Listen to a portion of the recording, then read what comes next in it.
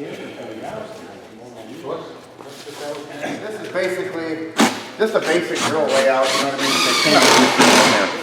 mean? This company is an American-made company.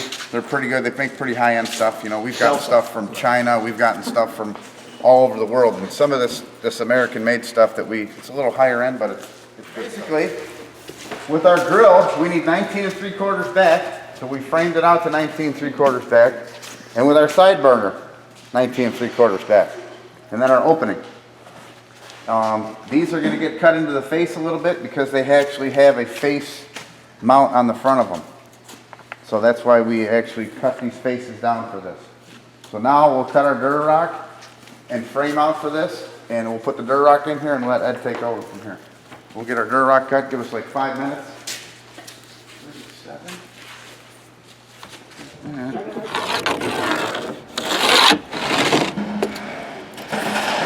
See how far we want to come from.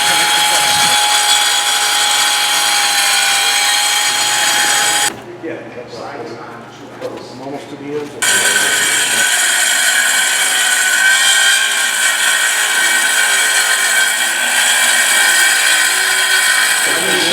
First year, but they were hoping for way more. What I did was I put that joist right there. You know what I mean? That I just put that one joist and put the piece over there.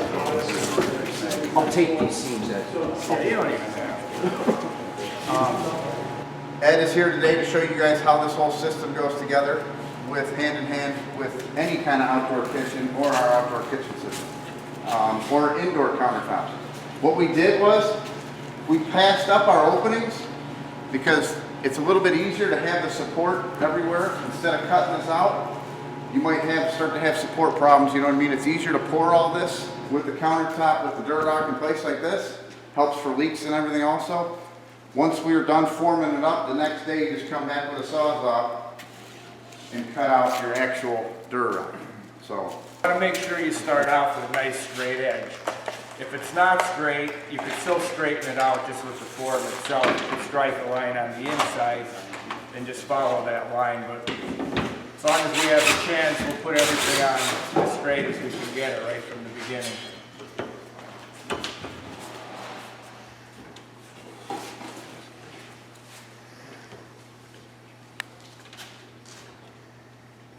Look, it's right on.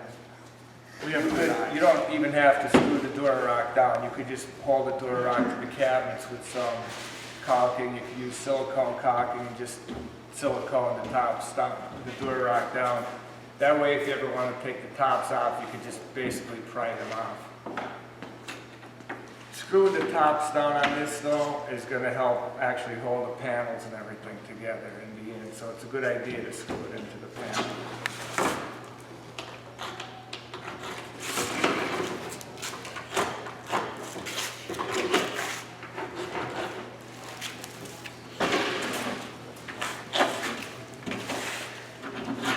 We'll just start off with a full piece.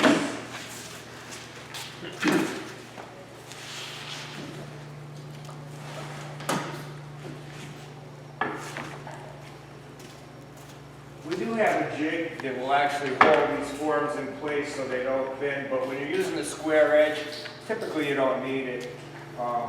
There's other form profiles. There's 7 different profiles. There's bullnoses, there's half bullnose, there's OG.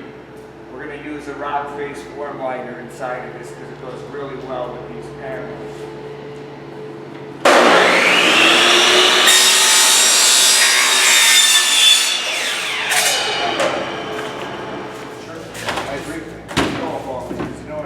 It's a good idea to pre-drill the forms. Because if you don't drill it, when you're putting these, even though the screws are self-tapping, no, these are good. When the screw comes through the form, it actually leaves a little piece of plastic up underneath and it holds this form off the cement board. So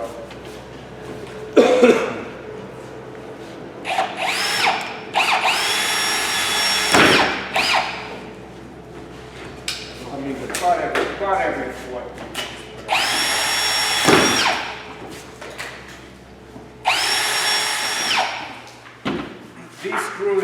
that they have, they're construction screws, they have a real heavy thread in them.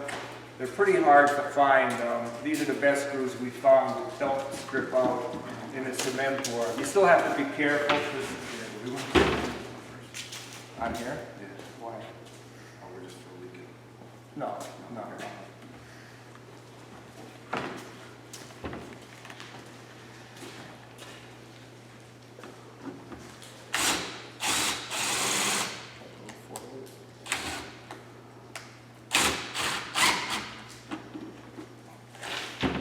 We'll put a couple in, we'll just tack it down to make sure everything fits.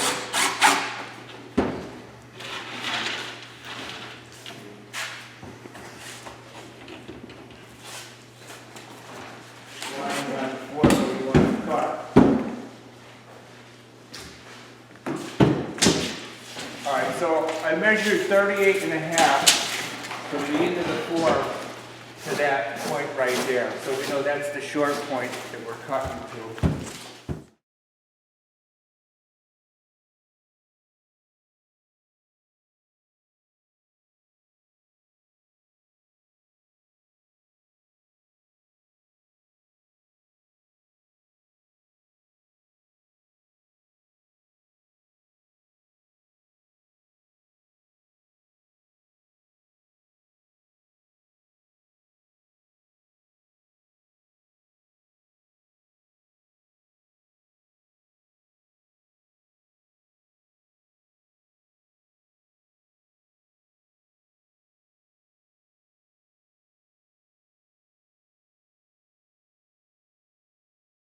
So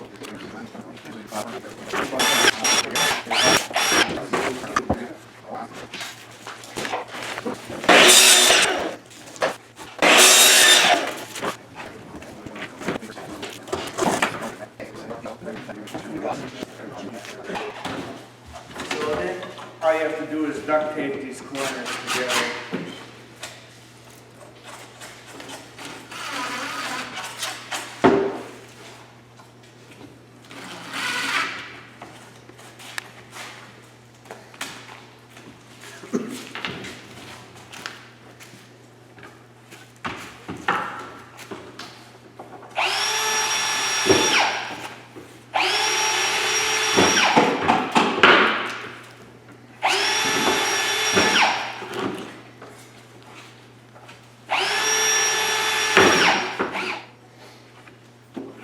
Again, these corners don't have to be perfect, even though they did come out pretty good, because we're going to put a form liner inside of this. Basically, all this is doing right now is going to hold our form liner. If your client wants just a square edge, a smooth edge, you don't have to use the form liners. In kitchens right now, the most popular edge is just a square edge. People just love it. When we came up with this system, I wasn't even going to do square edges because I figured you could build your own. But these are such time savings. We still sell probably the square edge sells 2 to 1. If you add up to all other 7 profiles that we sell, the square edge still outsells everything 2 to 1. Do you make a radius one as well? We do. We have the square edge form. It's all pre-notched, so you can bend it down to a 6-inch radius. Okay. We'll pull one out after and show you what they look like.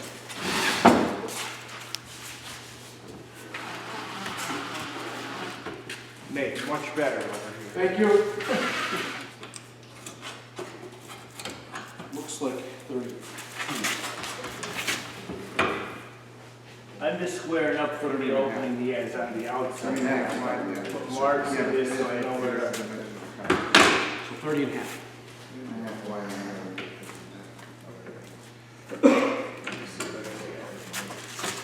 I squared up from your opening a lot.